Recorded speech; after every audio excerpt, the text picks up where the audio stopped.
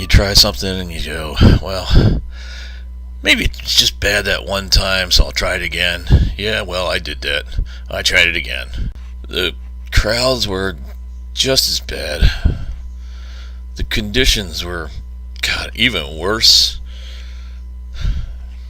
I don't know how it could be worse, but it was. And the food, well, the food was awful, just like normal.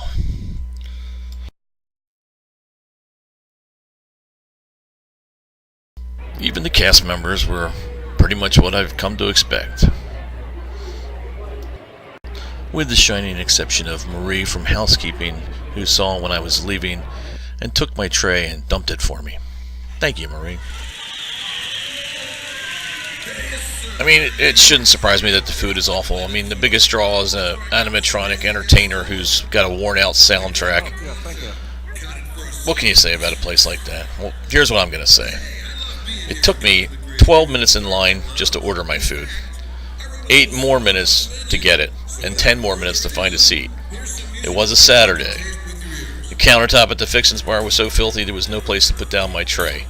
Any area that was available to set down a tray was covered with spilled condiments, and when I carry a tray, I have to lean it against my body and carry it with one hand, so whatever gets on the bottom of the tray gets on my clothes too. Lots of the condiments were empty, and they were spraying the empty condiments at you with the air pressure that was in there. Guests offered to help me with the condiments, not the cast members that were standing around looking busy. I honestly couldn't tell you what they were doing, because the areas didn't look any cleaner or better supplied after they got out of the way. When I got outside, another guest advised me the table had been vacated. I literally had to shove the last person's food out of the way to use the table, while a cast member stood not 15 feet away, waving at people with a stitch hand.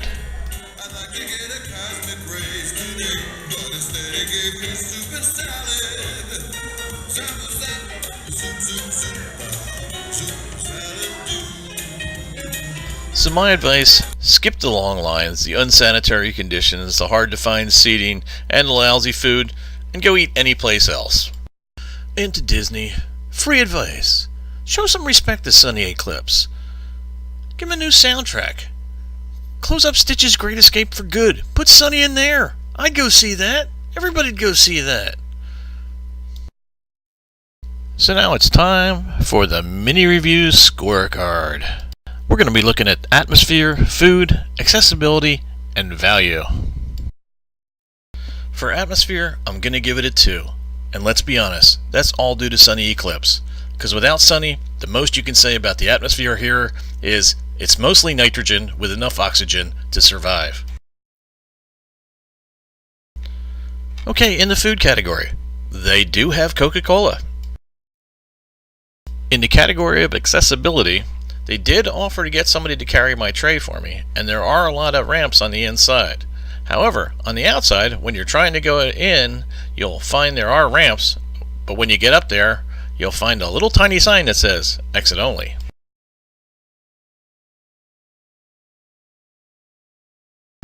Now for value, well, there is no value. You can get Coke at any other place in the park, and there are plenty other quick service places to go, and that's what I'd suggest you do.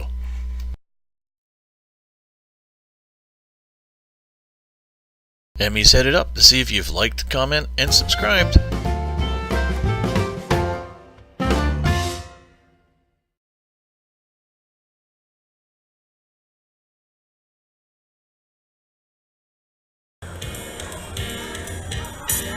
Cosmic Rays Starlight Cafe is a summer galaxy franchise.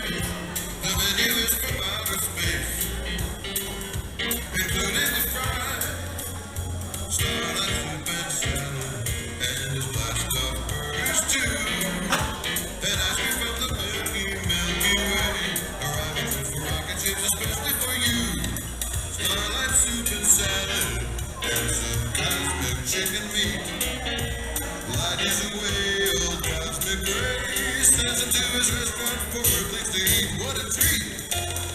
One day I said to Cosmic Ray, my pay is really slightly pallid.